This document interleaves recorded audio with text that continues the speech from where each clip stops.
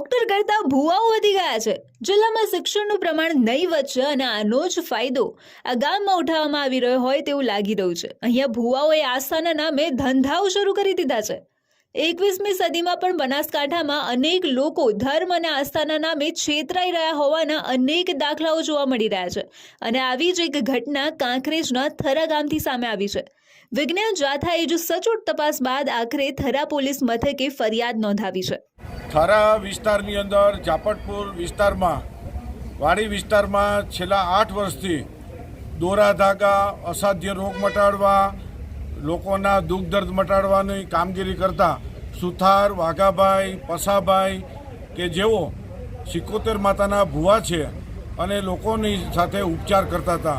એની પાસે કોઈ લાયસન્સ નથી, કોઈ ડિગ્રી નથી અને મોટી રકમ પડાવતા હોવાની માહિતી મળી હતી। ખરાઈ કરવા વિજ્ઞાન જાથા મોકલતા તેઓએ માથાના દુખાવા માટે દોરા બાંધતા હતા, જુવારના દાણા વગેરે પ્રવૃત્તિ કરતા હતા। આજ રોજ તેમનો થરા પોલીસ સ્ટેશનની મદદથી પર્દાફાશ કર્યો છે। વિજ્ઞાન જાથાનો 1260મો પર્દાફાશ છે। આ ધતિંગ કરનારે લોકોની માફી માગી કાયમી ધતિંગ લીલા બંધની કપટ લીલા બંધની જાહેરાત કરી છે।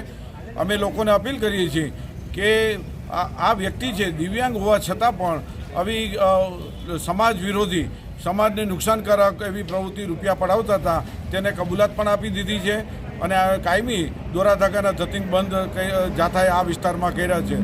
અમે આ વિસ્તારના લોકોને અપીલ કરીએ છીએ કે કોઈ પણ વ્યક્તિ તમને છેતરપિંડી કરી હોય દોરા ધાગાની કે મંત્રતંત્રના નામે કે ચમત્કાર નામે તો વિજ્ઞાન જાથાને માહિતી આપશો। અમે ખરાઈ કરી અને ત્યારબાદ અમે કાર્યવાહી કરીએ છીએ। અમે બનાસકાંઠા જિલ્લા પોલીસ વડા થરાના પીઆઈ અને પોલીસ સ્ટાફનો આભારની લાગણી વ્યક્ત કરીએ છીએ અને આ વિસ્તારમાં આ ભૂવો છે વાઘાભાઈ પસાભાઈના કપટ લીલા કાયમી ધોરણે જાથાએ બંધ કરાવી છે। આપ જોઈ રહ્યા છો તે વ્યક્તિ થરાના વધાભાઈ સુથાર છે। તેઓ પોતાની જાતને ભુવાજી તરીકે ઓળખાવે છે। સાથે જ તેઓ વિકલાંગ છે પણ માતાજીના ભક્ત છે। દોરા ધાગા તંત્ર મંત્ર જાણતા હોવાનો પણ તેઓ દાવો કરીને વિધિ કરી રહ્યા છે। તે આ રીતે છેલ્લા 8 વર્ષથી તંત્ર મંત્રનું કામ કરી રહ્યા છે અને લોકોનો ઉપચાર કરવાના બહાને રકમ પણ પડાવતા હોવાનું સામે આવ્યું છે। એટલું જ નહીં, માતાજીનો પાઠ કરીને તેઓ દાણા પણ જોતા હતા। પછી શું, આ સમગ્ર મામલે વિજ્ઞાન જાથાએ ટીમ મોકલીને આ ભુવાજીનો પર્દાફાશ કરી દીધો હતો, જે બાદ થરા પોલીસ મથકે પણ ફરિયાદ નોંધાઈ હતી। જો કે ભુવાજીએ પોતાની ભૂલ સ્વીકારીને ફરિયાદ ન કરવાની બાહેધરી પણ આપી હતી। વિજ્ઞાન જથ્થા દ્વારા કાંકરેજ તાલુકાના થરા ગામ ખાતે એક ભુવાજી પકડવાના એ ભુવાજી એવા અનેક બનાસકાંઠા જિલ્લાની અંદર અનેક એવા ભુવાજીઓ છે પણ એ હિન્દુ ધર્મને ઠેસ પહોંચાડી રહ્યા છે। આવા ભુવા ઉપર સરકાર તાત્કાલિક ધોરણે એક્શન લે। અમે કોઈ હિન્દુ ધર્મ જાતે કોઈ ઠેસ નથી પહોંચાડતા પણ અમુક ભુવાઓના કારણે હિન્દુ ધર્મને પણ ઠેસ પહોંચે છે। આવા ભુવા ઉપર સરકાર તાત્કાલિક ધોરણે એક્શન લે અને એમને પર્દાફાશ કરે એવી અમે વિનંતી કરીએ છીએ। પણ સવાલ એ થાય કે ભાઈ, હજુ આસ્થાના નામે કેટલા લોકો છેતરાશે? હજુ આવા ઢોંગીઓ કેટલાનું જીવન બરબાદ કરશે? હજુ કેટલા રૂપિયા આસ્થાના નામે પડાવવામાં આવશે?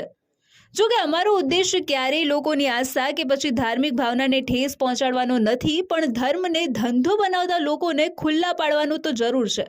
અને એટલે જ કહી રહ્યા છે કે ધર્મ અને આસ્થાના નામે લોકોને છેતરવાનું બંધ કરો। બાકી જો મારા કહેવાથી થવાનું હોત તો ઘણું થઈ ગયું હોત, પણ અહીંયા તો એક ભુવાજી પકડાયા નથી ને બીજી ગલીએ બીજા ભુવાજી બેઠા છે, પણ બધા કંઈ ખોટા પણ નથી ને બધા સાચા પણ નથી।